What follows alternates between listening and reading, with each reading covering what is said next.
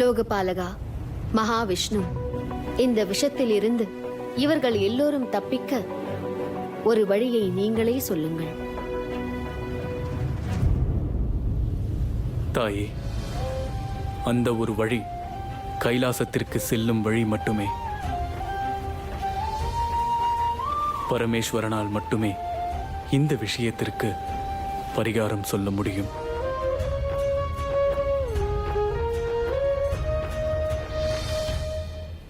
நாராயணா நாராயணா.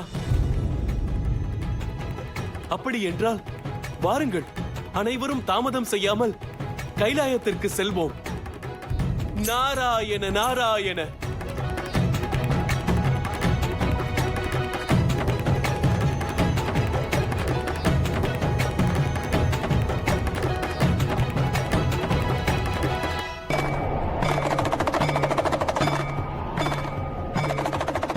சுவாமி, கருணை காட்டுங்கள். சமுத்திர கடைதல் நடந்து அமிர்தம் கிடைக்கும் என்ற நம்பிக்கையில் அனைவரும் இருந்தார்கள். ஆனால் ஆலகால விஷம் வெளிவந்து அதை தடுத்து விட்டது. உங்களால் இந்த பிரச்சனைக்கு தீர்வு தர முடியும் என்று உங்கள் முன்னால் நம்பிக்கையோடு வந்திருக்கிறார்கள். மகாதேவா, அந்த விஷம் அனைவருக்கும் மரணத்தை தரும் மகாவிஷமாக இருக்கிறது. அதனால் கடைதல் நின்று அமிர்தம் கைகூடாமல் போகுமோ என்ற அச்சம் ஏற்பட்டிருக்கிறது.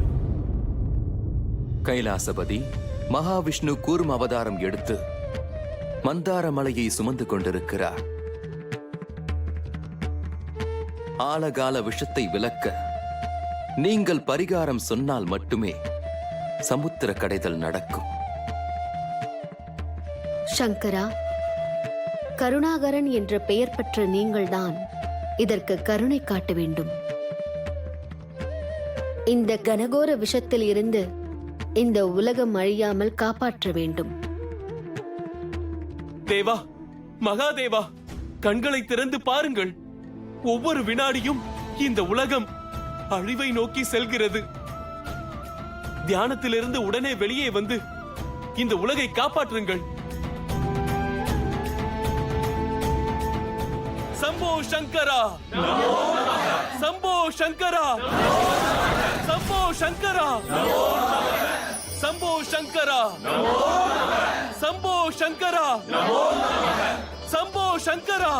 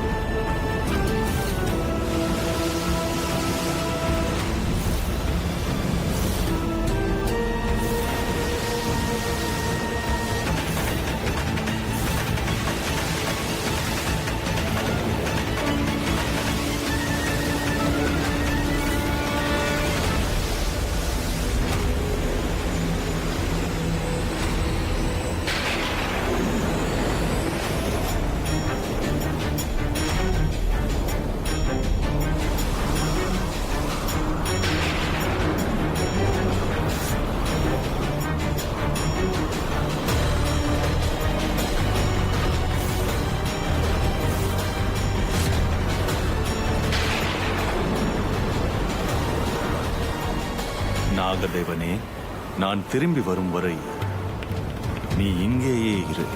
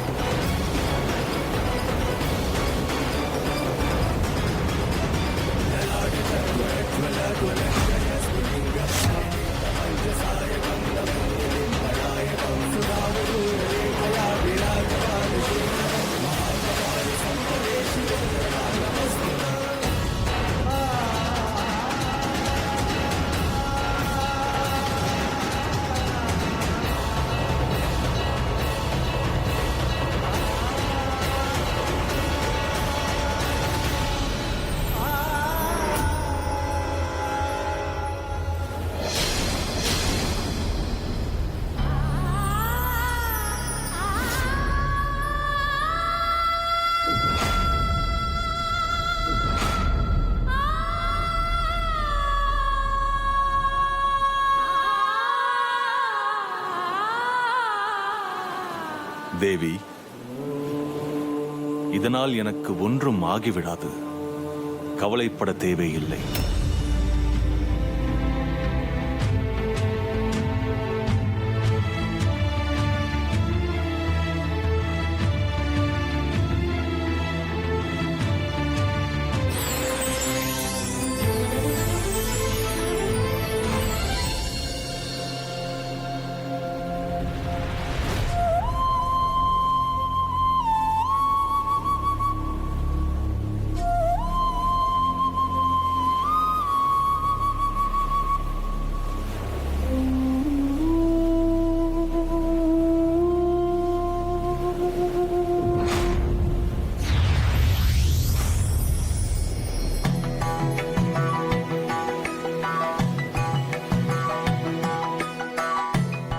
மகாதேவா, ஆலகால விஷத்தை குடித்து இந்த லோகத்தை காப்பாற்றி விட்டீர்கள். விஷம் உங்கள் தொண்டை வரை நின்று விட்டதால் இனிமேல் நீலகண்டன் என்ற பெயரும் உங்களுக்கு நிலைத்து நிற்கும்.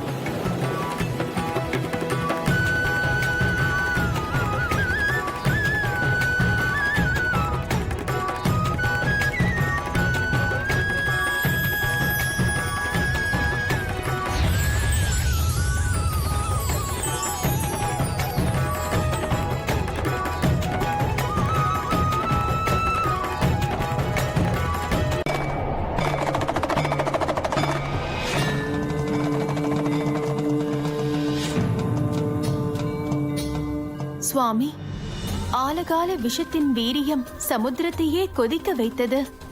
அதை நீங்கள் குடிக்காமல் வேறு ஏதாவது ஒரு இடத்தில் கொட்டி இருக்கலாமே. அதற்கு வாய்ப்பே இல்லை பார்வதி. 14 லோகத்தில் அந்த விஷம் எங்கு கொட்டப்பட்டிருந்தாலும் அங்கு ஒரு புல் பூண்டு கூட முளைக்காது. அதற்காகவே அந்த விஷத்தை நானே குடித்தேன். அது என்னை என்ன செய்யும் என்று யோசிப்பதற்கு அப்போது நேரமில்லை. என்னில் பாதியாக நீ இருக்கிறாய் என்பதையும் யோசிக்க பொழுதில்லை தேவி. அதனால் எனக்கு மகிழ்ச்சிதான் சுவாமி. இருந்தாலும் அந்த விஷத்தை நீங்கள் குடித்தபோது நான் அதிர்ச்சி அடைந்து விட்டேன். தாயே, அந்த கவலை உங்களுக்கு வேண்டாம். மகாதேவர் கழுத்தில் நான் இருக்கும் வரை அந்த விஷத்தின் வெப்பத்தை நான் தாங்கிக் கொள்வேன்.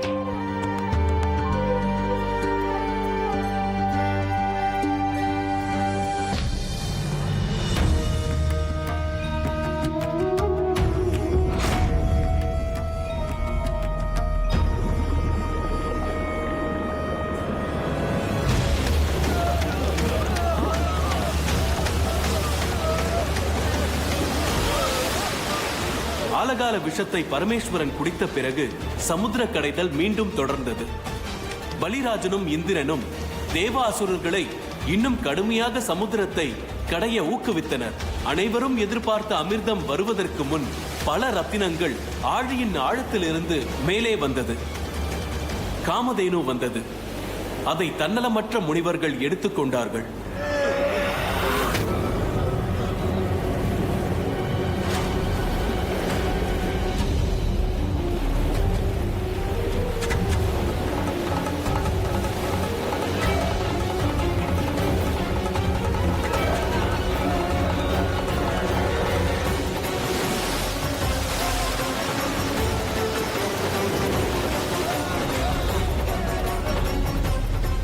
அதி விசித்திர குதிரையான உச்சை சிரவஸ் வந்தது. அதை பலிராஜன் பெற்றுக்கொண்டான்.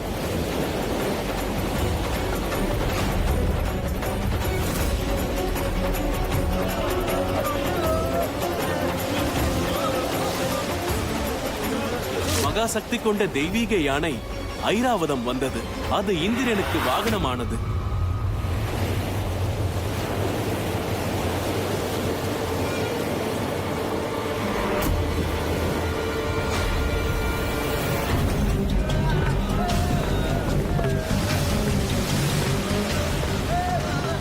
விலை மதிக்க முடியாத அரிய மாணிக்க கல்லான கௌஸ்துபம் மகாவிஷ்ணுவின் மார்பில் ஆபரணமானது.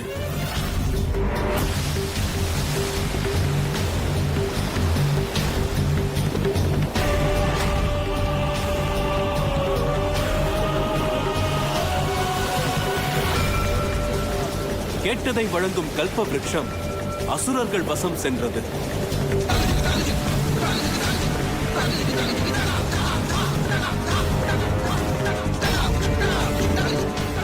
அனைவரும் எதிர்பார்த்து கொண்டிருந்த அமிர்தத்திற்காக தேவாசுரர்கள் சமுத்திர கடைதலை தீவிரப்படுத்தினார்கள்.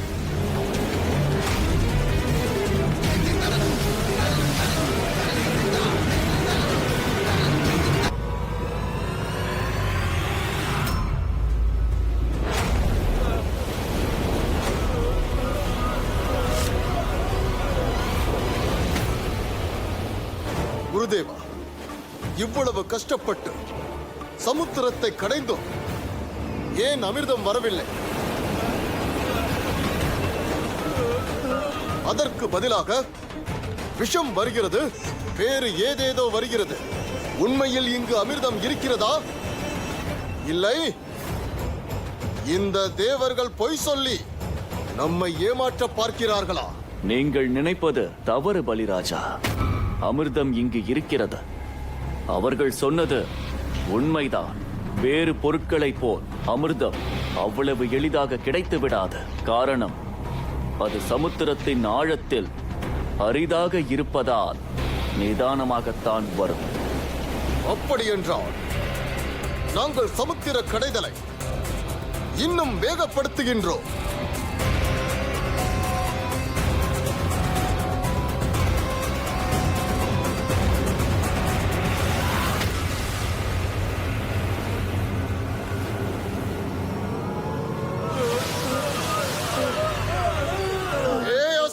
சிங்கங்களே, அமிர்தம் இருப்பது உண்மைதான்.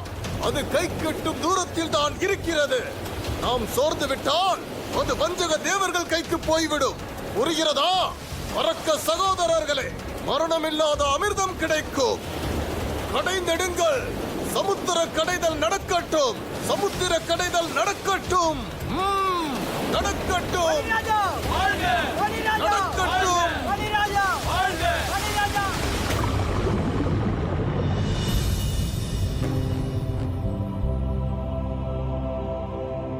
தந்தையே, எதற்காக பணிப்பெண்கள் இவ்வளவு ஆடை ஆபரணத்தை கொண்டு வந்திருக்கிறார்கள்?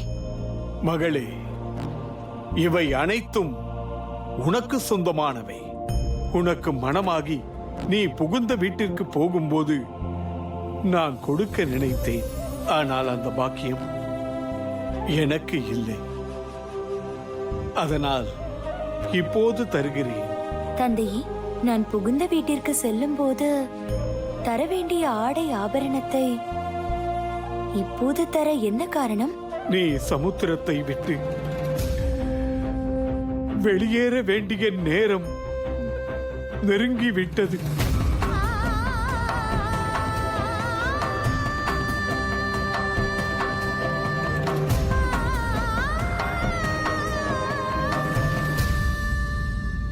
ஒரு தந்தையாக நான் கன்னிகா தானத்தை இப்பொழுதே செய்கிறேன் மகளே. பணிப்பெண்கள் உன்னை அலங்கரித்து மேலே அனுப்பி வைப்பார்கள். நீ மேலே செல்லும் போது